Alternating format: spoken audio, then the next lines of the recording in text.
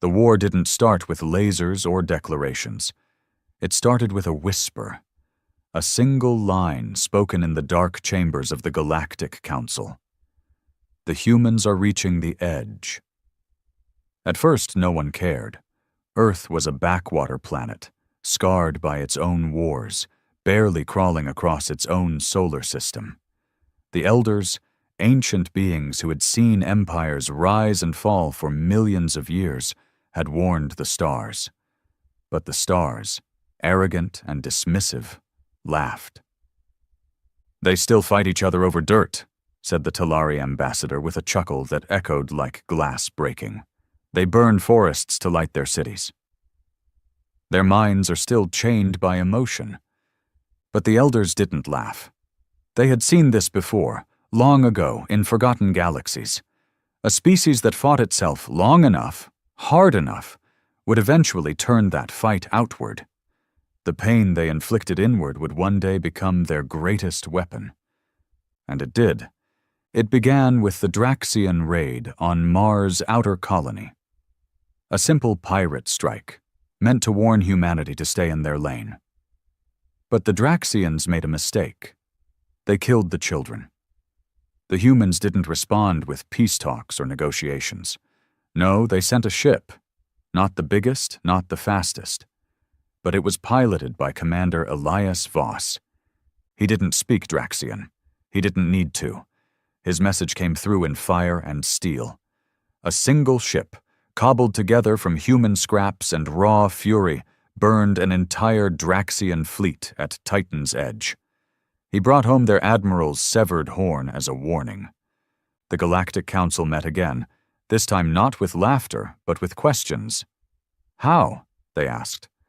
"Why didn't they surrender?" The Elders gave no answer. They simply repeated their warning. Humanity will not be stopped. Still, the Council didn't believe. They sent envoys, treaties, demands. Earth ignored them, not out of arrogance but necessity. For the first time in their history, humanity had a common enemy. And nothing unites humans faster than being told what they can't have. The Ascari Empire tried next, with fleets that stretched across the stars, weapons that could silence suns, and generals who had never lost. They launched the final silence campaign against Earth. In 5 rotations, they bombed 6 of Earth's major cities. Millions died. Forests burned. Oceans turned black. The humans didn't fall. Instead, they screamed. It was not a war cry. It was rage. Pure, ancient, human rage. The kind that once built pyramids in the heat of deserts. The kind that burned Rome and rebuilt it again. The kind that made them reach for the moon with nothing but duct tape and dreams. Rage that had waited quietly for an enemy worthy of it. The humans didn't fight like other species. They didn't line up and follow tactics. They adapted. They broke rules. They sacrificed. When the Ascari landed ground troops on Luna Base, human engineers detonated their own reactors, killed their own men to make a point. "We will burn with you if we must." The Elders watched in silence, their glowing eyes dimmed with dread. "This is how it begins," one whispered. "Not with conquest, but with refusal." By the time the Galactic Council declared Earth a Level 9 threat, it was too late. Human colonies had already spread through the outer systems. They didn't bring peace. They brought survivors, refugees, fighters. Every loss made them harder. Every death made them sharper. "They don't stop," the Ascari Supreme Commander muttered before his last breath, crushed under rubble in the fall of Archon 5. "They don't stop." And yet, the Council still debated, still hoped they could talk, bribe, reason. They didn't understand. Humans didn't want the galaxy's approval. They wanted its throat. Back on Earth, under the ruins of what was once called New York, a child picked up a shard of metal and asked her mother, "Will they ever leave us alone?" Her mother stared at the gray sky and answered without hesitation, "No." so we make sure they remember why they never should have come. That was the beginning, not of war, but of a movement. Not for peace, but survival, no matter the cost. Humanity had been kicked, crushed, burned, betrayed, but never broken. And now, they were coming. Not to ask for a seat at the table, but to flip the damn table over. It started quietly, as it always does. Before the stars screamed and the fleets clashed, there was only silence. A stillness before the storm humanity had become. They called it Project Ashfall, a secret, bitter plan born from Earth's greatest losses. After the Ascari bombings wiped out half of Eastern Europe and the lunar colonies turned into glowing graves, the United Terran Assembly gave up on diplomacy altogether. Peace was a word that sounded like a lie now. They stopped writing treaties and started building ships. Not just any ships. These were forged from grief, vengeance, and iron will. Unlike the polished, elegant crafts of the galactic elite, human warships looked like scars. Rusted plates, exposed engines, makeshift weapons strapped to old mining rigs. But every bolt told a story. Every scratch screamed, "We survived." No one could match their numbers. No one could match their fury, because every ship held people who had lost everything. Families with no homes, soldiers with no countries, scientists with no hope. That kind of pain, it had a way of becoming something terrifying. The elders called it the Great Reckoning, the moment when humanity stopped crawling and started running. But no one listened. Not even when the first wave hit. It was Kylos 7, an Ascari stronghold with orbiting fortresses that had stood for 1,000 years, impenetrable, untouched, revered. It took humanity 6 hours to bring it down. They didn't send warnings, no threats, just silence, and then impact. Commander Elias Voss returned, this time with a fleet.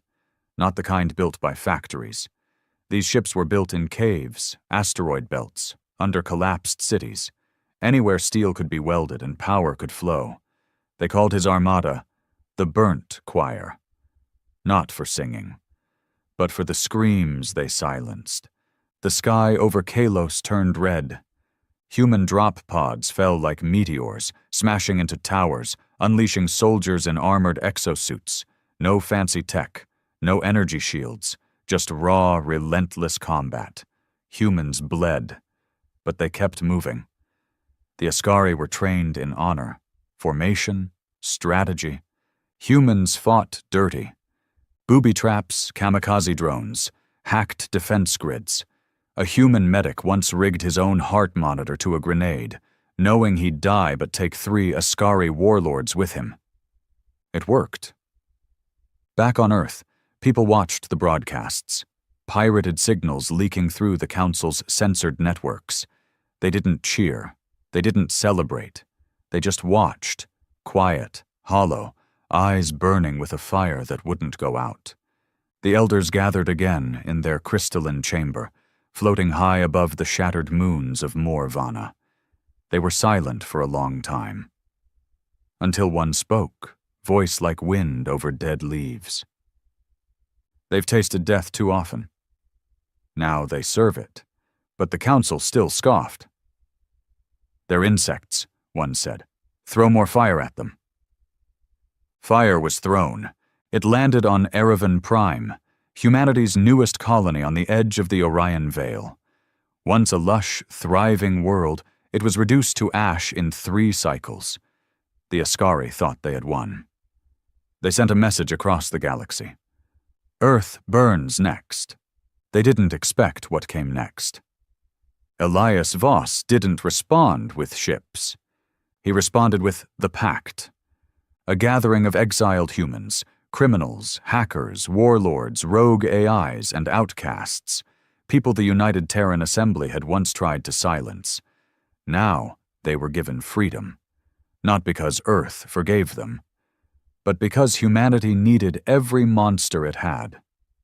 They struck not from the front, but from inside. The Council's data grids were hacked. Entire sectors went blind. Ships turned against their own. Council admirals were found suffocated in their chambers. By nothing. No poison, no blade, just fear, engineered and delivered directly into their minds by human neuro-warfare specialists. The elders tried to warn them again. You've made them desperate, and desperate species do not fight to win. They fight to make sure you lose. The skies darkened. Whole sectors started falling. Not by power, but persistence. Because humans never stopped. Even when planets collapsed, even when their bodies failed. They kept moving. They kept coming. No species in the galaxy had ever fought someone who refused to die quietly. Some called it madness. Others began calling it something else. Humanity ascendant. Not out of reverence, out of fear, because they couldn't find where the rage ended. One captured soldier, a 16-year-old human girl who had wired explosives to her own lungs, was interrogated by the Council's finest telepaths. She didn't speak. She just stared at them and whispered one sentence. "We'll see you in the dark." That phrase became a curse in Council circles, a myth, a warning. Ships would vanish into black sectors, only to reappear weeks later, emptied of crew, but filled with recordings of whispers in every language. "We're not here to conquer. We're here to remind you why you should have left us alone." Then came the fall of Selvaran, a planet once thought to be a jewel of the stars. Advanced, beautiful, pure. It hosted millions, aliens who believed they were untouchable. The burnt choir didn't arrive with armies. They arrived with silence. They turned the planet's own atmosphere against it. In 24 hours, the skies burned with ion storms. Gravity wells collapsed. Selvaran was buried under its own pride. Elias Voss walked through the wreckage, unarmed, armor scorched, carrying only a Terran flag made of stitched clothes from Earth's refugee camps. He planted it in the Council's former embassy there. It wasn't a claim. It was a promise.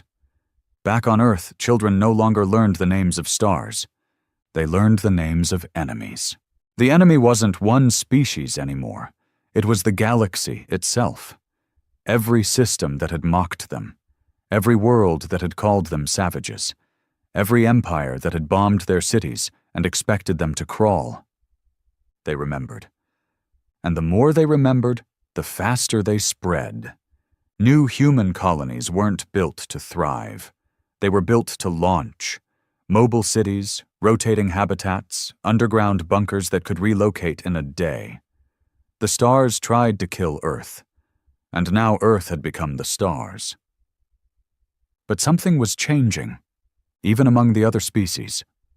Some began defecting, not because they loved humans, but because they feared what would happen if they stayed on the wrong side.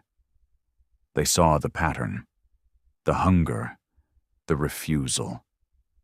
One Zarnian general, once a decorated war hero, now served as a tactical officer aboard a Terran dreadnought.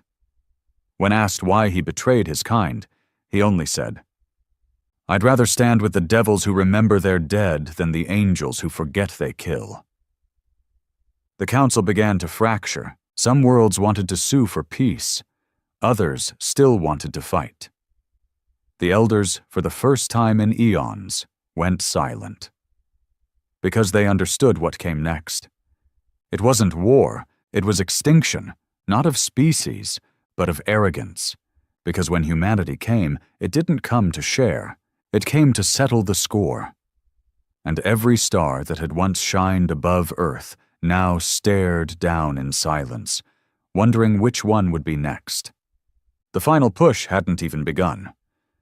But the message was already clear. Humanity had been cautioned, contained, beaten, and buried. But they rose, they always rose. And now, they would rise above everyone. In the cold of space, silence used to mean peace. Now, silence meant only one thing. The humans were near. Entire systems had begun to shut down their comms at the first sign of Terran vessels. Not to avoid detection, but because the humans had found a way to weaponize sound. Subtle, terrifying, effective. If you kept the signals running too long, they'd get in. They'd speak. And once they spoke, it was already too late. 1,000 warnings had come from the elders. They'd spoken in riddles at first, trying to make the council listen. But riddles gave way to desperation. Even the oldest among them, those who had outlived empires and star-born plagues, now looked upon humanity not with curiosity, but with fear. "We have seen this before," one elder said, her voice like cracking glass. "In another time, in another galaxy, we watched a species burn their homeworld and rise from the ash like beasts made of pain. We let them grow. They became death." "And what happened to them?" someone asked. The elder only whispered, "You're looking at them." Gasps echoed through the chamber, but none denied it. Because what else could explain the rage of this species? What else could justify their capacity to endure what should have broken them? Some believed Earth had been destroyed centuries ago, and that what they were fighting now was something else, some twisted evolution of a species that no longer understood fear. But Earth wasn't gone. It was worse than gone. It had become a monument. After the fall of Erevan Prime, Earth had gone dark. No broadcasts, no signals. Ships that traveled too close didn't come back. It became a black zone on every navigational chart in the galaxy. And yet, out of that darkness, came fleets. Ships unlike any the galaxy had seen before. These were no longer clunky, rust-covered slabs of human anger. No, this was something new. The Obsidian Line. Crafted from the cores of dying stars, folded into shape by quantum forges orbiting neutron remnants, each Obsidian-class ship was a living weapon. Silent, heatless, impossible to scan until it was already inside your system. Entire moons vanished after their appearance. At first, the galaxy believed the humans had found some forbidden tech, that they'd stolen it from some lost civilization. But that wasn't true. They'd built it themselves, with dead hands, with broken worlds, with determination that refused to die. The Obsidian Line was led by Elias Voss, now no longer addressed as Commander. He'd earned a new name, not given by Earth, not by his fleet, but by the very enemies who fled at the mention of him, the Woundwalker. Because wherever he stepped, something bled. And it was during the siege of Velthra that his legend turned to myth. Velthra was not a military target. It was a symbol, an archive world of the Council, holding 1,000,000 years of data, culture, and preserved heritage, untouched by war, protected by the most advanced shield systems in existence. No sane commander would attack Velthra. Elias Voss wasn't interested in sanity. He arrived with 6 Obsidian-class ships. The Council sent 37 to meet him. By the time it was over, all 37 were gone. Not wrecked, not destroyed. Missing. Not a single distress call had gone out. No signs of a battle. The only record left behind was a brief, static burst picked up by a pirate relay station a sector away. The message was 5 words. "Let memory serve the dead." Velthra was no more. Where the archive world once floated, there was now only an asteroid field, a debris ring filled with frozen pieces of culture, history, and knowledge, drifting slowly into a black hole the humans had created at its center. To the galaxy, it was madness. To humanity, it was justice. "We don't need your history," Elias Voss said in a rare broadcast, his voice slow and grave. "You wrote us out of it anyway." He wasn't wrong. Long before Earth launched its first colony ship, the Council had flagged humanity as primitive, volatile, dangerous. They'd whispered of containment, not alliance, observation, not partnership. When Earth suffered its first global famine, the Council chose to watch instead of help. And now, humanity was repaying every ounce of that silence, not with vengeance, not with glory, but with finality. Whole species began fleeing, not just their systems, but the very edge of known space. Civilizations abandoned their homes, knowing it was only a matter of time. They didn't even wait for the attack. It was the sound of nothing that terrified them most. No warnings, no banners, no demands, only the drifting wreckage that always followed the silence. The Council tried to hold together what it could. New fleets were built, alliances forged from desperation. Even former enemies stood side by side now, clinging to the hope that they could survive what they had awakened. They launched a campaign, Operation Glass Veil, a full-scale assault on suspected Terran shipyards, coordinated strikes across 3 sectors, 30,000 elite troops deployed with cloaking tech and anti-human neurosuppressants. It lasted 19 minutes. Every team was found later, still suited, still armed, floating lifeless in space. No wounds, no damage, just a single cut across each helmet. Surgical, clean, symbolic. A Terran flag had been placed in the center of each battleground. But these flags were different. They weren't Earth's flag. They were black, stitched with red thread, and a single phrase, "We remember." The message was clear. This was no longer about survival, no longer about payback. This was about memory. And memory, once lit by fury, could not be erased. Within the Obsidian fleet, things were changing too. Humans had adapted again. They didn't just fight better, they thought differently. Their minds worked like storms now, unpredictable, fast, always moving. They merged with AIs, fused biology with machine, not to become less human, but to amplify what made them dangerous: emotion. Other species thought emotion was a weakness. Humans had made it a weapon. Rage powered their ships. Grief became code. Hope wired into missiles. Despair was laced into frequency warfare. They didn't just kill. They made you feel it. One captured a Skari commander, barely clinging to life after the failed Glass Veil assault, was interviewed by a journalist from the Crystari Corps. He was shaking, empty-eyed, bleeding from wounds no one could see. "They don't just attack you," he whispered. "They make you remember everyone you've ever let down. Every mistake, every death. It's like they know what you regret." He paused, eyes going wide. "I don't think they're trying to win." "What then?" the journalist asked. I think they're trying to become the very nightmare the galaxy created." Back on Earth, if you could still call it that, no cities remained. The planet's surface was a shell. Burned, rebuilt, burned again. Now it served a different purpose, a forge.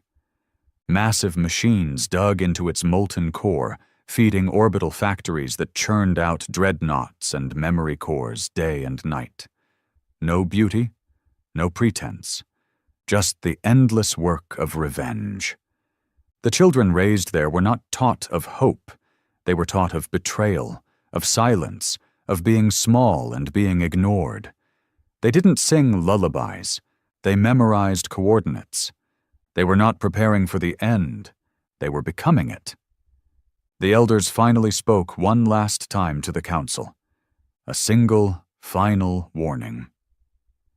They were forged in our apathy, and they will end in our fire.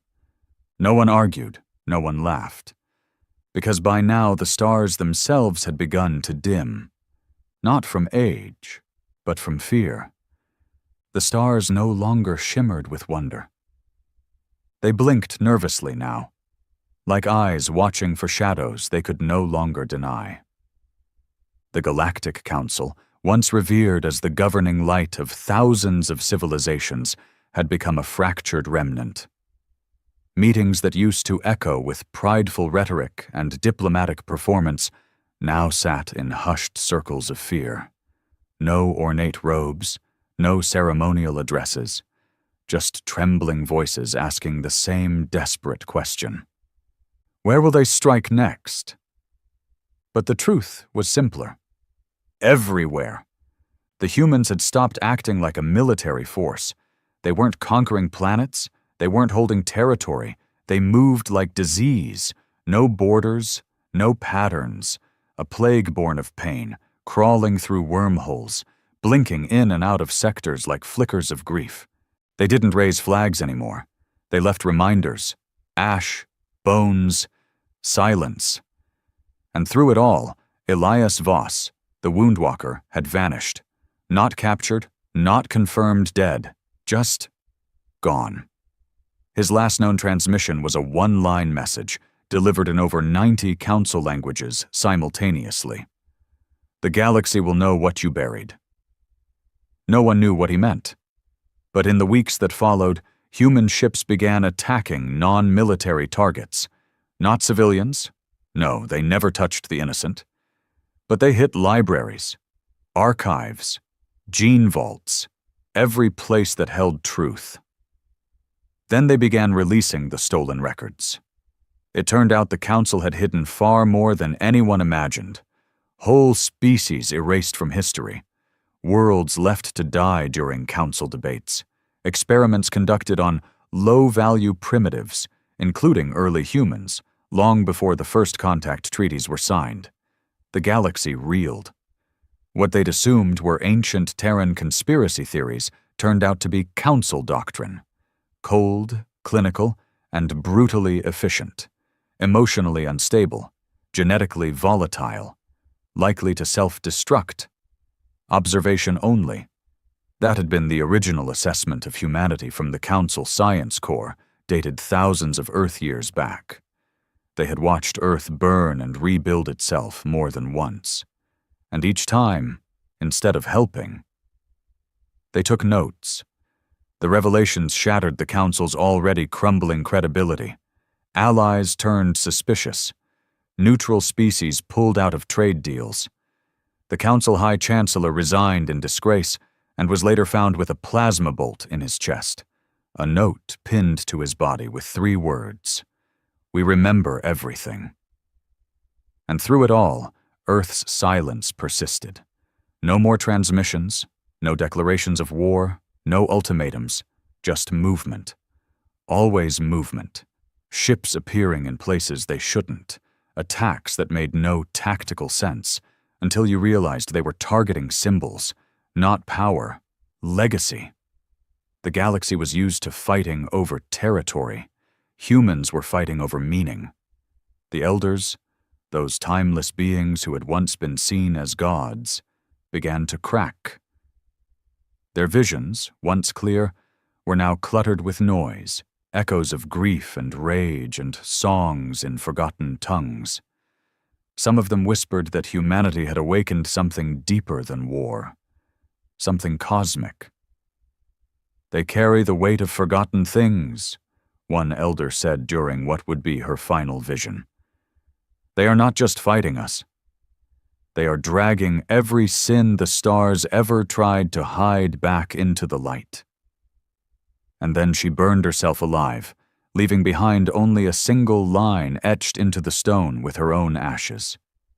Forgive them, for we never did. Meanwhile, deep in the uncharted void between sectors, a ship unlike any other drifted in silence.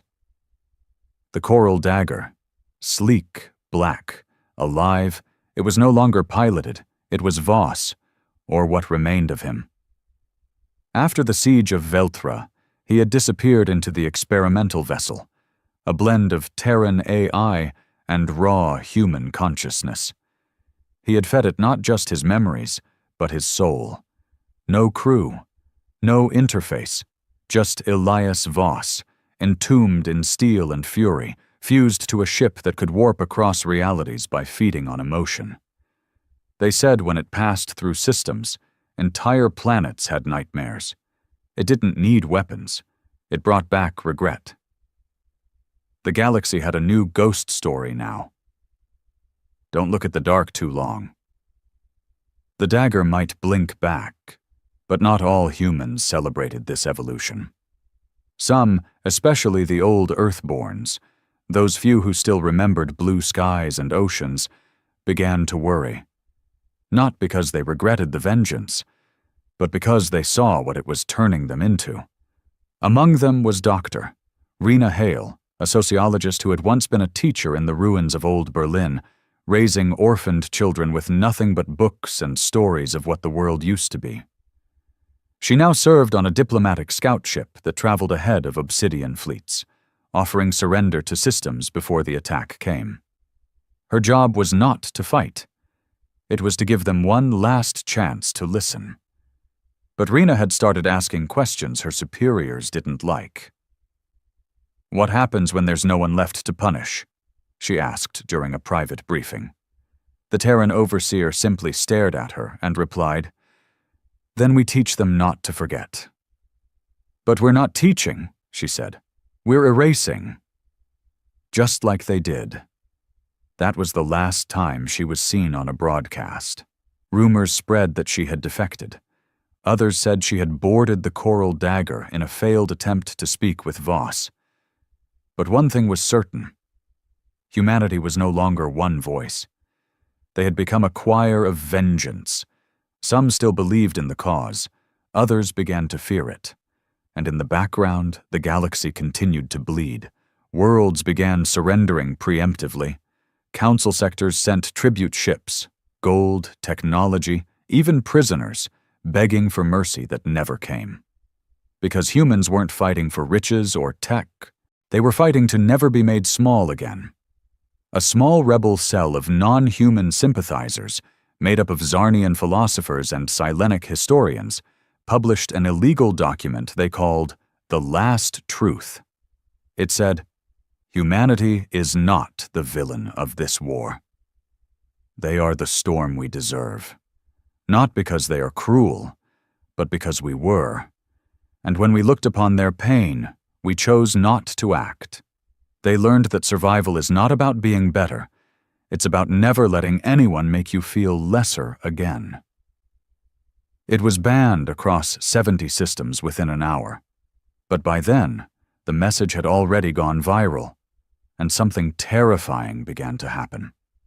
Empathy. Species that had once ignored the humans began to remember their own suffering. Slums, purges, wars they were told to forget. The pain was universal, but only humans had chosen to become its voice. That changed everything. Now Terran ships were being welcomed by small colonies that wanted to defect, not to Earth, but to the idea of Earth. A galaxy united not by love, but by shared scars. They called themselves the Children of Ash, not humans, not aliens, just survivors who had finally found someone willing to say out loud, "What was done to us will not be buried." For the first time, the Council understood. This wasn't a war, it was a reckoning written in blood and memory, and there was no end. Because every system the humans reached did not become a conquered world. It became another mirror held up to the stars, a reflection of everything they tried to hide. And in those mirrors, they saw only fire. The galaxy was changing, not by choice, not by peace, but by pressure, an invisible force tightening around every civilization that had once stood proudly above Earth. The stars still burned, but they no longer felt like lights, they felt like witnesses. And what they witnessed now was not war as the galaxy had known it, not organized, not strategic, not diplomatic. What the stars saw was a new kind of truth being carved across space in black iron and red flame. The truth was simple. Humanity would not forget, and it would not forgive. The Children of Ash, that strange growing movement of humans and non-humans alike, had begun seizing comm stations and old mining colonies in fringe systems, broadcasting a constant stream of confessions of betrayal, confessions of abandonment, not from humans alone, but from the disillusioned within the council species. Former guards, politicians, diplomats, even clerics began recording monologues under the children's sigil, a burning world with a single human eye. One by one, they began admitting the things they'd been ordered to forget. I stood by while the Terran outposts on Irex 9 were bombed without cause. I told my children it was necessary. But there were children there too. High Marshal Kin Vash, Cristeri Republic. They begged for help during the solar winter on Earth's third climate collapse. I saw the messages. I deleted them. I deleted them because I was told humans were too emotional to matter. Data archivist Sen Lor, former council historian. These confessions didn't win battles. They won understanding. And that was far more dangerous. Because when the enemy begins to look like the truth, the foundation of any empire begins to crumble. And crumble it did. The Council lost Sector Thal 5 not to invasion, but to defection. Whole fleets simply refused to fire on Terran ships. One commander broadcasted the reason live to every corner of the sector. I was raised to believe humans were the warning.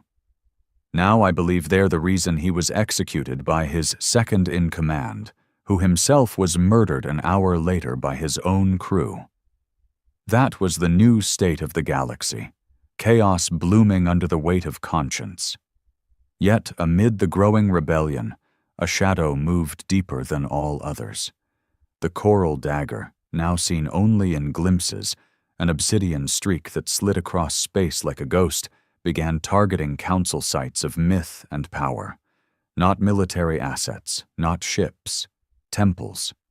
The Terran High Intelligence Division had identified sacred sites where ancient alien species had buried not only their gods, but their mistakes, genetic vaults, precursor archives, failed experiments. One by one, they were purged, not destroyed, erased. No wreckage, no trace, just gone, as if space itself had turned inward to swallow them whole. The only clue? Each site left behind a short, broken data string. The future deserves honesty. And then something terrifying happened. The dagger stopped transmitting in words. It began singing. Not over comms, over dreams. Fleet commanders reported entire crews waking up screaming after seeing visions of Earth's wars, wars they had never lived through. Aliens wept in their sleep after dreaming of being human. The pain wasn't just being broadcast now, it was being shared. Psychometric warfare had never existed before humanity. Now it was rewriting the laws of battle, and the Council was losing not in firepower, but in will. Back on Earth, or what was left of it, the Forge Masters had begun building something beyond warships, something even the Obsidian-class dreadnoughts feared. They called it Project Ararat. And no one outside the surface bunkers knew what it was. There were whispers, faint ones, that Ararat wasn't a ship at all, that it was a person, a being crafted from the memories of all humanity's pain, encoded into living flesh and quantum core. A creature that could speak every language of sorrow, understand every dialect of trauma. A perfect mirror. A walking history of everything the galaxy had tried to erase. Rumors claimed it had no mouth, but could still make the stars cry. The only confirmed sighting came from a terrified mining crew on the edge of the Sol grave belt, who saw a figure, cloaked, glowing faintly blue, walking across the vacuum of space without a suit. When scanned, the figure simply vanished. Left behind was a single word etched into the side of their abandoned mining rig. Remember. While the galaxy continued to fracture, the Council made one last desperate attempt to retake control. They called it Protocol Genesis. They pulled together every species still loyal to their cause, built a superweapon known as the Halo Core, a ringed structure designed to emit a psychic frequency capable of wiping emotional memory from entire sectors. Their plan was simple. If they couldn't kill humanity's rage, they'd just erase the pain that caused it. In theory, it could work, if they could fire it in time. But they forgot one thing. Humans aren't predictable, and they don't wait. The Halo Core was destroyed before it was ever fully armed, not by a fleet, not by a bomb, but by a single Terran infiltrator who had disguised herself as a Crystari engineer for 6 years. Her name was Leah Rios. She wasn't a soldier. She wasn't even born on Earth. She was born on Titan, in the shadows of the mining riots, the daughter of 2 workers who died digging for Council alloys. She'd spent her entire life being told humans weren't ready for greatness, so she decided to teach them how wrong they were. When she activated the Core's self-destruct, her last message, transmitted on an open loop, was simple. You can erase our history, but we'll keep making more. And then the Halo Core became stardust. Now the Council had nothing left, no unity, no hope, no message. And as system after system turned away from them, the surviving Council leaders met one last time in a dark, bunker-like chamber hidden under the ruins of a former capital. They sat, silent, broken, no longer debating strategy. There was nothing left to strategize. Their star charts were covered in red. Lost systems, uncontacted regions, silent colonies. And at the center of every map, Earth, dark, burned, hollow, but pulsing with something they couldn't define. A presence, as if the planet had become a mind, or a heart, something alive. The oldest among them, barely held together by cybernetic implants, finally spoke. "We should have listened," he rasped. "When the elders said they cannot be stopped, we should have believed them." Someone asked, "What do we do now?" And from the shadows, a new voice answered, "You don't do anything." The voice came from the wall, from the air, from everywhere. It was him, Elias Voss. Not flesh, not machine, but memory given form. And when the lights flickered, every council member saw something that made their blood freeze. Not an enemy, not a man, but a million eyes looking back at them, each one belonging to someone they had failed. They saw every child who died on Erevan Prime, every refugee left to freeze during Earth's dark winters, every name they'd buried under silence. And then, like smoke breaking apart, the voice said only, "We were not the threat. We were the test." Then he was gone, and with him, the last illusion of safety. The stars burned on, but now they no longer belonged to anyone. Not the Council, not even the humans. They belonged to the memory of what had been done, and to the ones who had refused to let that memory die. The stars had names once. Beautiful, poetic names passed down through generations, etched into songs, myths, and birth scrolls. But those names were fading now, swallowed by newer, sharper ones. Ashvale, Burnt Hollow, Voss's Tyr, Scream Sector. The galaxy had stopped naming things in honor. Now they named them in reminder. Entire sectors were no longer mapped, not because they'd been destroyed, but because no one dared enter them anymore. Systems that once lit up navigation charts now flickered dark red on tactical hollows, marked with 2 words, human occupied. But humanity wasn't occupying in the way the galaxy knew. They didn't build cities. They didn't set up governments or demand tribute. Instead, they left behind monuments, silent beacons playing looped transmissions of old Earth voices, lullabies, protests, confessions, and last breaths. It was psychological warfare without a single bullet.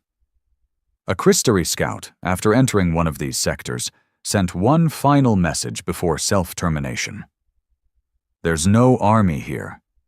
Just the sound of a dying planet that never stopped screaming." That recording would be replayed across Council media channels for weeks, until someone hijacked the feed and overlaid a new voice. We screamed. You closed your ears. Now we are your hearing. Then the transmission ended, replaced with static. Even the static felt personal now. The elders, those few still breathing and bound to this reality, had stopped issuing warnings. They no longer gathered, no longer offered cryptic truths or fragile hopes. The oldest of them had dissolved into starlight, choosing oblivion over bearing witness to what they helped create. Those who remained simply waited, not in temples or halls, but in caves and shadows, hiding not from humans, but from themselves. One was found wandering the cold tundras of Eluris III, blind, whispering to no one. The mirror has turned on us. We thought it was them, but it was always us. The children of Ash, now a galaxy-spanning network of defectors, thinkers, and survivors, had begun formalizing their ideology, not through manifestos or speeches, but through action. They started dismantling the old symbols, not just statues and flags, but ideas. They invaded council education centers, not with weapons, but with human historians and recorded memories of old Earth's forgotten wars. They replaced texts that called humans unstable primitives with raw footage of the Mars massacres, the starvation riots, and the Council's silence during Earth's plagues. One school on the Keveran moon woke to find every page of their alien ethics books burned, replaced with a single line written in blood. You taught us to survive. Now we'll teach you what that cost. What made it worse, what made it stick, was that humans didn't speak with pride. They spoke with scars. And the galaxy began to listen. For the first time in memory, a Crystari high schooler refused his family's appointment into the Council Youth Corps and instead boarded a Terran freighter. His message to his parents? I'd rather be hated for remembering than praised for forgetting. And yet, within all the chaos, a strange quiet settled over Sul, the Terran home system. It had become a dead zone, not in activity, but in accessibility. No one could enter it, not council fleets, not rogue traders, not even children of Ash. Every probe vanished. Every ship that approached Sol's boundary returned with one message, burned into their ship's hull. You had your chance. Within the Sol system, Project Ararat was complete. It had been centuries in the making, born not of vengeance, but of balance. A Terran superintelligence coded not to conquer, but to remember everything. Every voice, every loss, every system that had turned away, every plea ignored, every crime buried. Ararat had no army. It was the army, not a weapon of destruction, but a force of reflection. It didn't invade. It entered minds, through signals, frequencies, dreams. It whispered truths, and the truth was enough. Council planets began collapsing from the inside. Entire populations fell into existential madness, not from pain, but from remorse. They saw flashes of things they had never lived, but that their ancestors had done. They felt what Earth had endured, and they broke. The Woundwalker, Elias Voss, no longer bound to body, ship, or soul, had become Ararat's voice, a voice that couldn't be silenced. And through Ararat, Voss asked just one thing of the galaxy: acknowledge us. That was it. Not kneel, not worship, not even apologize, just acknowledge. But the galaxy refused. Even now, even as systems crumbled and alliances withered, the Council tried to rewrite it all again. Tried to paint themselves as saviors who had made hard choices. Tried to rename Earth as a tragic loss, and the humans as a cautionary tale. But humans didn't die quietly anymore. One of the last Council news channels, C-Band Prime, ran a documentary titled Humanity Echoes of a Dying Race. It lasted 9 minutes. Then every screen across the sector turned black. And then, play it right. Suddenly, every death they had tried to erase came back. Footage of burned villages, poisoned skies, the corpses of Martian colonists frozen outside council checkpoints. Images spliced together like a funeral song. Then, audio from an old Earth child, recorded during the final famine. They told us help was coming. It never did. Now we're the ones coming. There was no further rebuttal. The channel went offline forever. In one of the final sessions of what was left of the council, a desperate motion was introduced. Full planetary cleansing of Terran-controlled space. It was genocide, plain and simple, but no one voted. They just sat there. Why? Because every representative had already begun receiving messages in their native languages, sent directly into their private neural implants. No transmission origin, no encryption trace. Each message was different. Each one referenced a personal regret. A family member lost, a promise broken, a betrayal committed long ago. Each one ended with the same signature, Ararat. The galaxy had built monuments to itself for eons.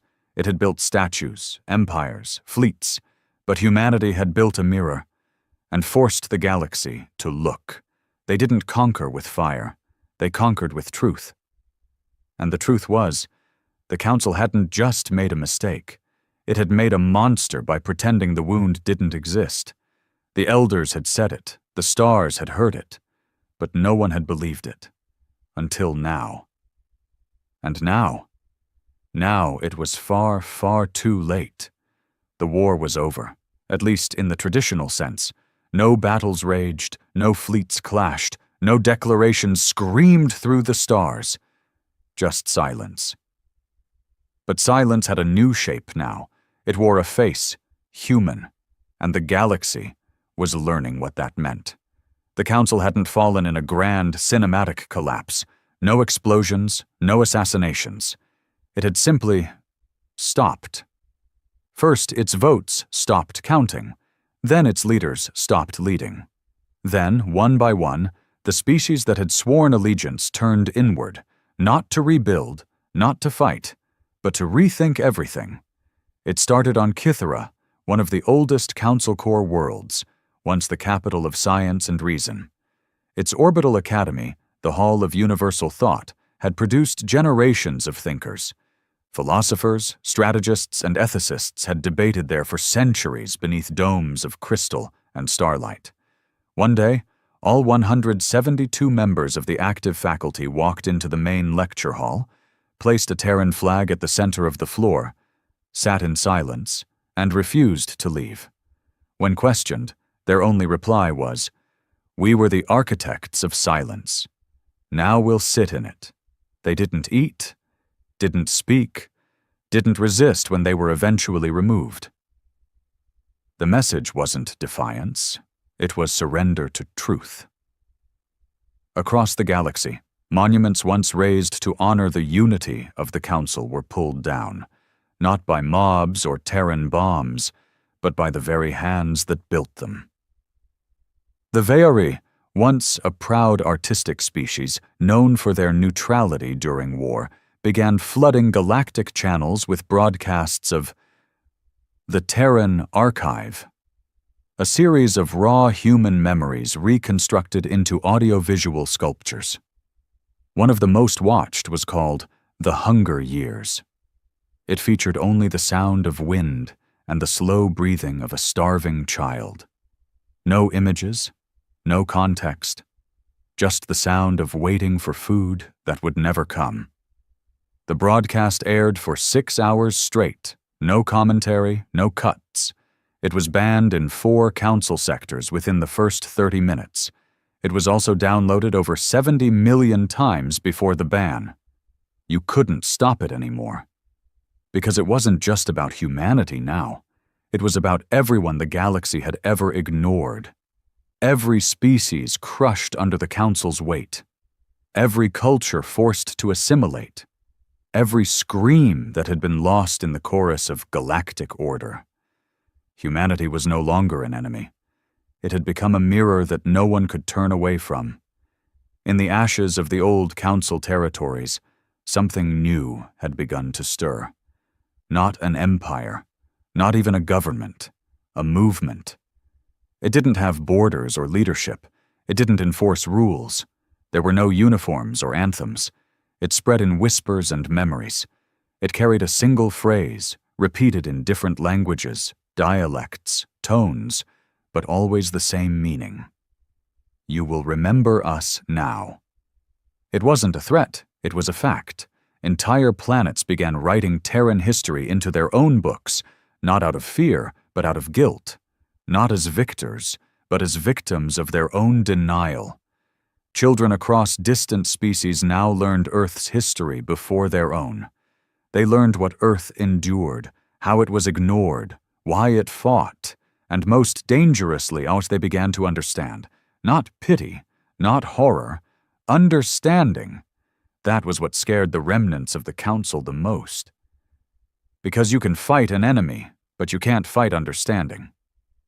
At the heart of it all was still Sul.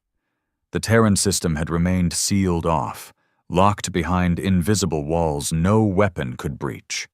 But then, one day, those walls opened, not by force, not by invitation, by choice.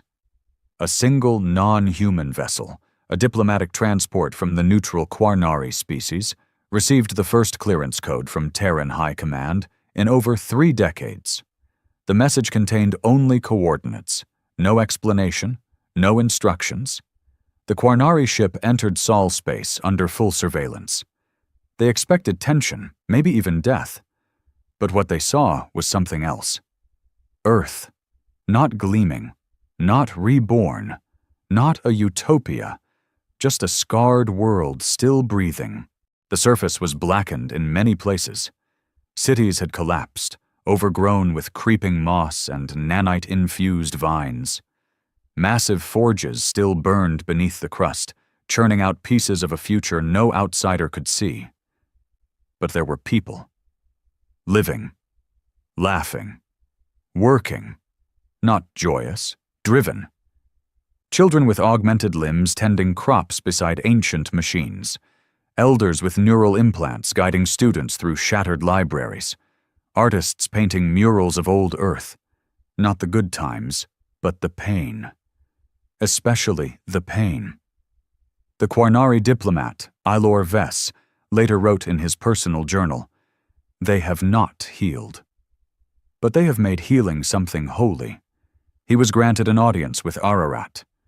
Not in a throne room, not behind security doors, in a cave beneath the remnants of Mount Kenya. Ararat did not speak in words. It simply showed him things, memories, faces, fires, hunger, joy, sorrow, all of it. And when the vision ended, Alor asked, trembling, "Why did you let the galaxy live?" Ararat's response echoed not in sound, but in thought. Because even justice, if left unchecked, becomes cruelty. That answer traveled faster than any weapon. It rippled through comms, through minds, through dreams. Humanity could have ended it all, but it didn't. They didn't choose peace, they chose consequence, and that was far more powerful. Even among humans, this change was felt. Many of the war-born generation had begun to question what came next. They had been raised on rage, on pain, on the history of betrayal. But now that history had been told, what else was there? A soldier named Caleb Vance, known across 3 sectors for leading fire teams into Council black sites, released a statement across the Terran broadcast grid. "We won. But we were never fighting to win. We were fighting to be heard. Now we are. What we do next will define what kind of species we really are." Some wanted to continue the campaign, to burn the galaxy until there was no question of dominance.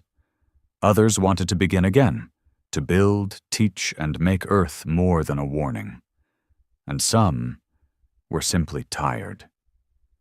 Tired of carrying the memory of everyone who died to get them here. Tired of living as echoes. Back in the outer rim, on a once council world now governed by the children of Ash, a school held a public ceremony.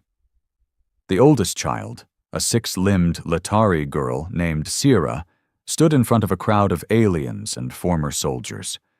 She recited the names of all known Earth cities destroyed during the Council's early campaigns. Then she said, "These names were not ours. But their pain became ours. We will carry them now, so they do not walk alone." She received no applause, only silence, the good kind, the kind that means we finally understand. And somewhere, far above, the stars flickered.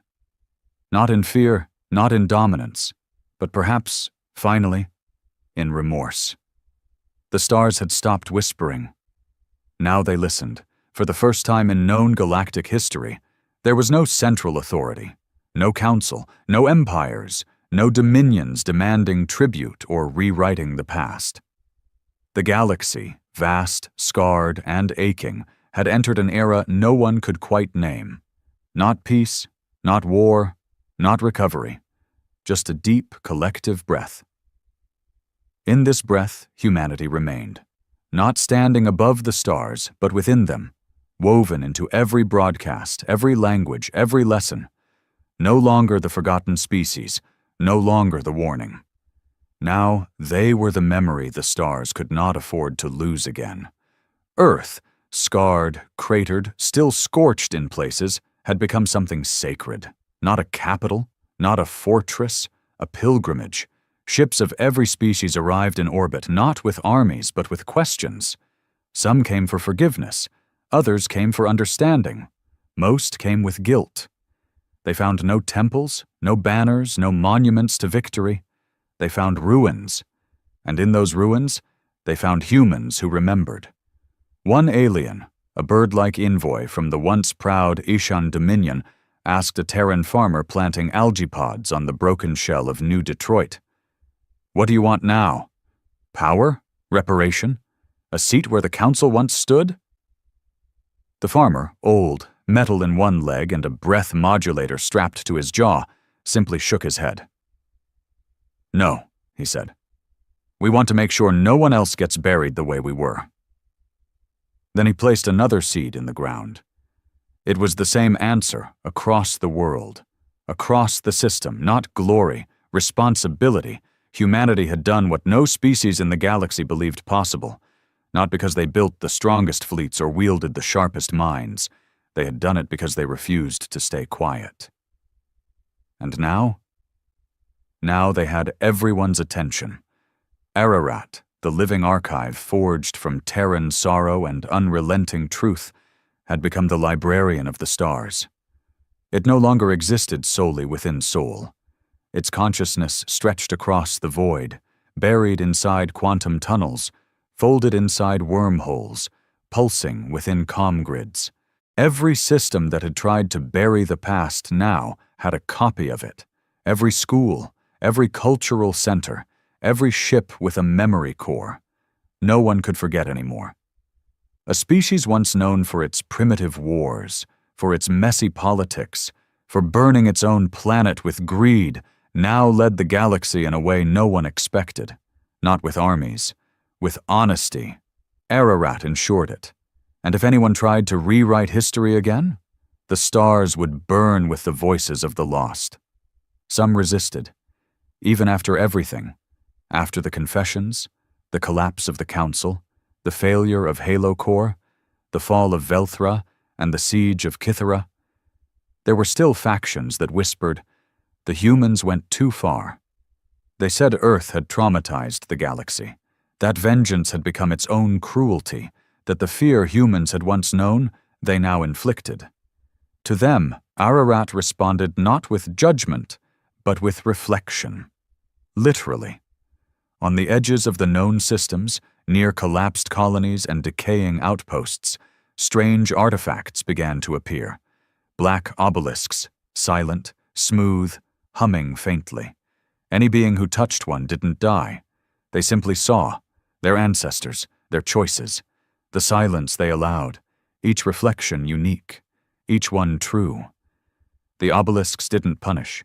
they reminded, and that was worse for many, because guilt doesn't disappear when you look away. It waits, and Ararat never let you look away again. And what of Elias Voss, the Wound Walker? His name had become legend. Myths twisted around him. Some claimed he still lived, his mind scattered across time, appearing to those who stood on the brink of forgetting. Others said Ararat was merely his echo. Only the Terrans knew the truth. He had died a long time ago.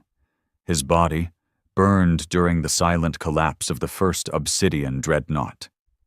But his will? Immortal. Not because of power, because he remembered what it felt like to beg for help and hear nothing, and he made sure the galaxy would never echo that silence again. A new kind of assembly formed. Not a council, not a senate, just voices, one from every species, one survivor, one witness. They gathered not to rule, but to remember together, to speak truth aloud.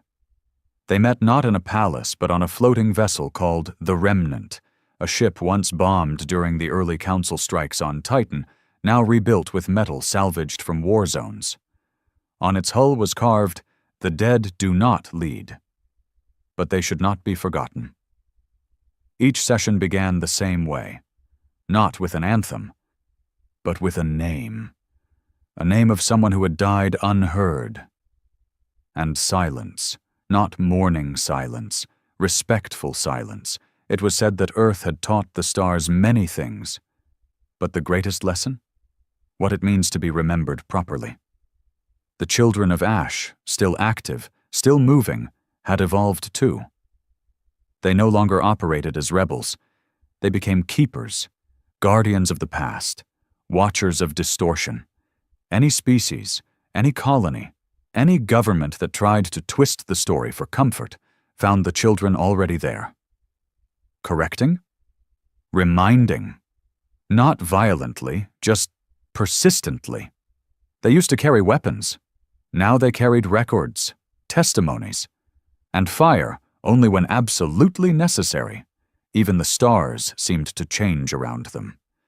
In the ashes of forgotten wars, they planted seeds, literally, terraforming worlds that had once been battlegrounds, turning sites of suffering into ecosystems, gardens, libraries. No monuments, just life. Because for them, life was the ultimate rebuttal to the silence. In time, even the youngest species, those who had never known the Council, never heard of the old empires, would learn of Earth. Not through legend, through living history. They would visit Ararat's temples, not to pray, but to listen. They would hear not just human stories, but their own, connected, tangled, part of the same broken chain that now bound them all together. And they would leave with a phrase burned into their minds. You are not alone. But you must not forget. That was humanity's final message, not vengeance, not dominance, just remembrance, because they had been alone once, and it had almost destroyed them. Now? Now they were with everyone, and they would carry everyone's ghosts, whether they were wanted or not, because someone had to, and far beyond the rim, in a sector long lost to charting, one star flickered blue for the first time in centuries. A ship drifted beneath it, its hull ancient, pitted, its engines dead. But inside, a small chamber lit up. A boy, Zarnian, young, barely old enough to speak, sat beside a hollow emitter playing an old Earth recording. It was static, grainy, torn from time. But a voice emerged, a human voice, warm, tired, unbreakable. We were forgotten. And now, we remember everything, the pain, the silence, and the light we never stopped reaching for. The boy looked up at the stars, wide-eyed, as if hearing them for the first time. And maybe he was, because now, they were finally speaking the truth.